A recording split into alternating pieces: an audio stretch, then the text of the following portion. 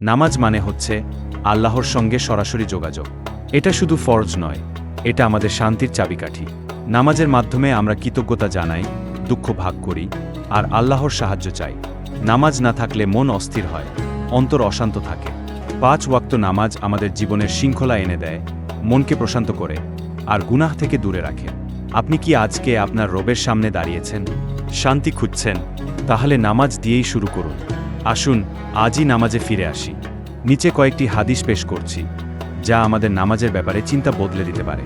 রাসূলুল্লাহ বলেছেন, নিশ্চয়ই সমস্ত আমলই তার আল্লাহর সঙ্গে নিহিত, যার জন্যই তিনি আমল আদেশ করেছেন। আর আমার জন্য যা সবচেয়ে প্রিয় তা হল নামাজ।